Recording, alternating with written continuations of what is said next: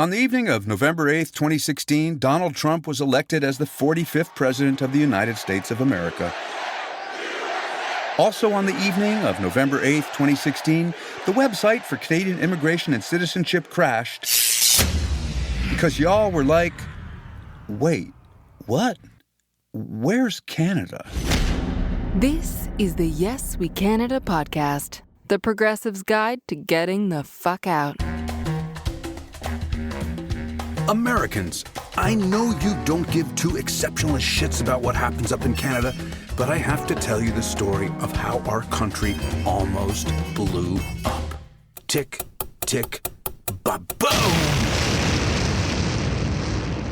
It's gonna blow your minds. Multiple capital entry!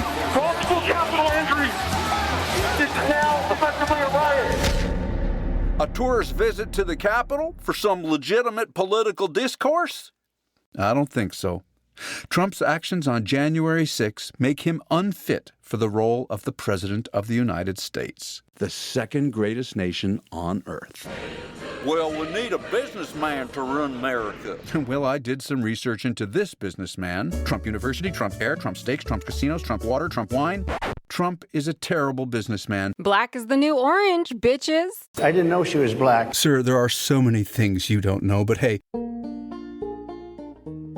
the poor taxpayers of Arkansas, the ones with the second lowest per capita household income in all of America, were now the proud owners of a stunning $19,092.25 podium.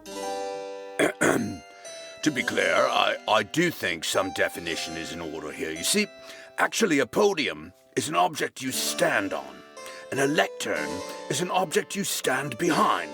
Pip, pip, cheerio. You're damn right I stand behind a gender-specific lectern.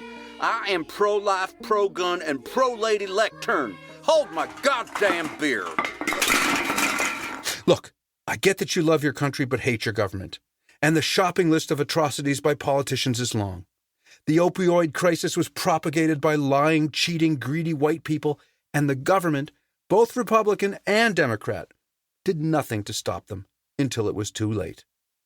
The slime bags on Wall Street made us hold the bag of slime when they got off scot-free with their repulsive bonuses during the 2008 financial crisis, a crisis of their own making.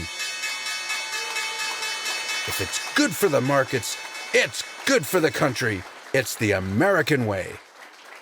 The local government in Flint knew their water was toxic and did nothing. Hopes and prayers, y'all, and it all comes down to greed. So yeah, I get your pain. And again, just to be super clear here, Canada is no international Boy Scout. Some of our mining companies would make the United Fruit Company look like an international aid organization. Of course, we think we're better than you, but we're not. My dear delusionals, the point is, yes, you rightly have grievances, many. But did Trump build your wall and get the Mexicans to pay for it? Did he, as promised, get Congress or the Supreme Court to kill Obamacare and build you the best healthcare system in the world? Did he get you a decent tax break if you were not already a gazillionaire? Did he do anything to slow climate change as forest fires burned at your front door and your basement flooded?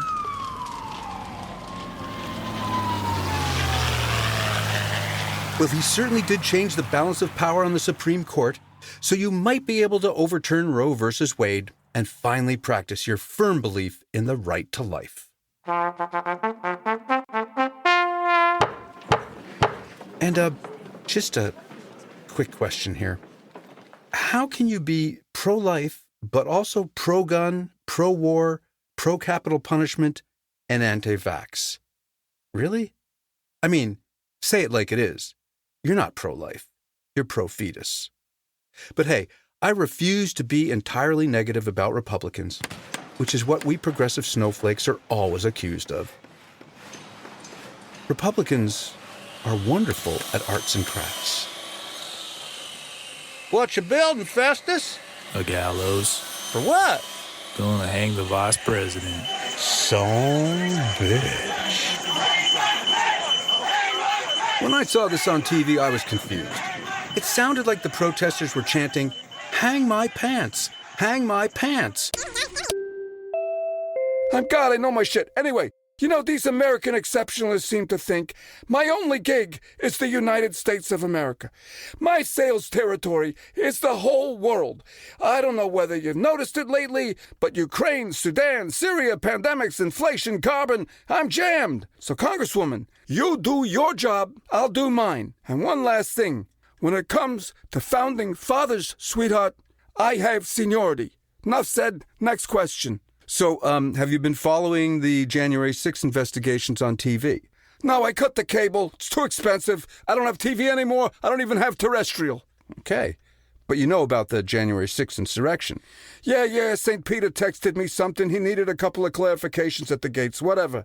Well, I guess I want to know from your perspective, and I know that our listeners want to know from your perspective, in your view, was it an insurrection? Some folks don't even agree on what it was.